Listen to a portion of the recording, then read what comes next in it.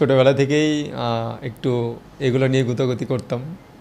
আমার ভিতরটাই জানে মায়া কারে বলে, এই মায়া তো কাটবে না রে জীবন গেলে।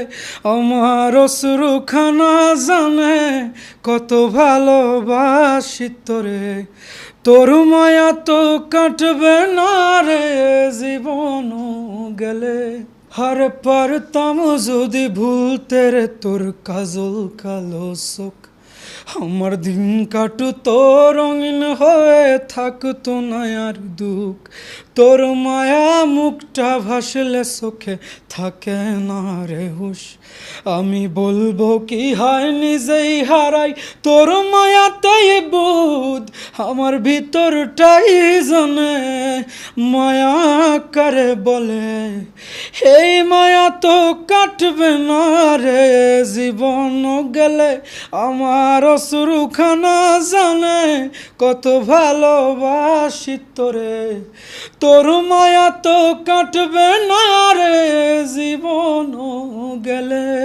আমি নাটকে অভিনয় করে আমার সেরকম কোনো ইন্টেনশন ছিল না যে আমি কোনো মিউজিক ভিডিও করব, বা সচরাচর থাকে না যে এরকম মিউজিক ভিডিওতে আমি নিজেকে দেখতে চাই, এরকম আমার কোনো ইচ্ছা বা আগ্রহ ছিল না।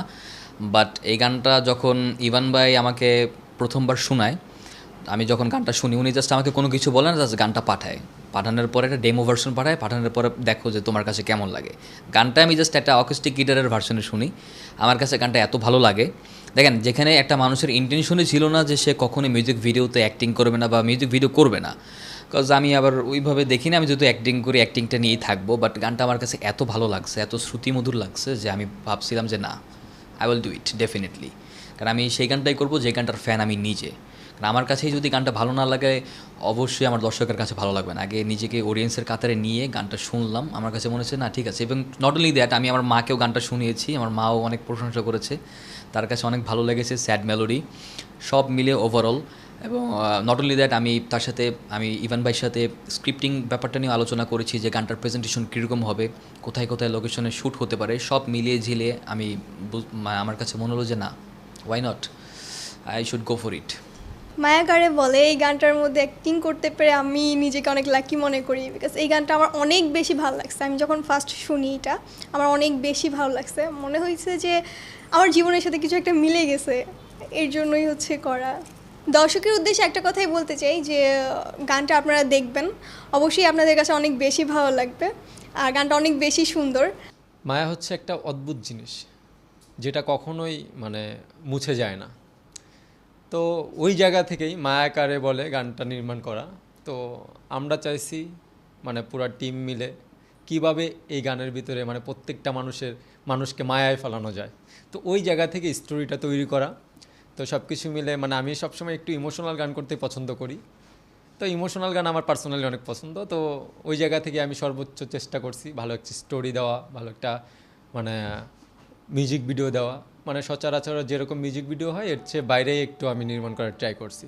আর আমার মিউজিক ভিডিওগুলো একটু সবার থেকে আলাদা হয়, আমি ওইটা ট্রাই করি আর কি। কেন হঠাৎ করে মিউজিক ভিডিও করার আগ্রহ জেগেছে? আমি হচ্ছে মানে শুধু মিউজিক ভিডিও করি এমনটাই না, আমি আমার প্ল্যানিং হচ্ছে আসলে অনেক বিগ, যেটা এখন না বলি।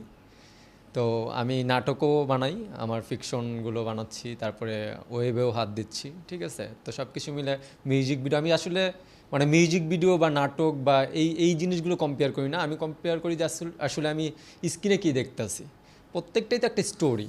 যেমন মিউজিক ভিডিওতেও আমি স্টোরি রাখার ট্রাই করি, ঠিক আছে। আমার মানে সবচেয়ে বড় কথা হচ্ছে আমি মানুষকে কানেক্ট করতে চাই, মানে এরকম কাজ বানাবো যাতে প্রত্যেকটা মানুষ কানেক্ট হতে পারে নিজের সাথে। জানি না কিভাবে চলে আসছি, ছোটোবেলা থেকেই একটু এগুলো নিয়ে গুতাগুতি করতাম। মানে মিডিয়া লাইনটা একটু পছন্দ ছিল, তো ওই জায়গা থেকেই আর কি প্রচুর মুভি দেখতাম, বাংলা মুভি দেখতে যেতাম সিনেমা হলে, ঠিক আছে, যখন স্কুলে পড়তাম, স্কুল ফাঁকি দিয়ে দিয়ে। তো ওই জায়গা থেকেই আর কি মানে মিডিয়াতে আসা। আচ্ছা, সামনে ব্যস্ততা কি নিয়ে আপনার?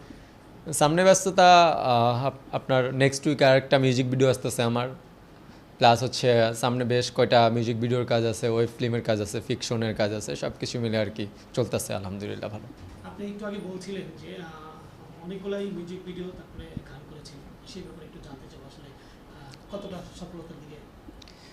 আলহামদুলিল্লাহ, মানে যতটুকু পেয়েছি এই বয়সে, তো এটা আমার জন্য অনেক পাওয়া।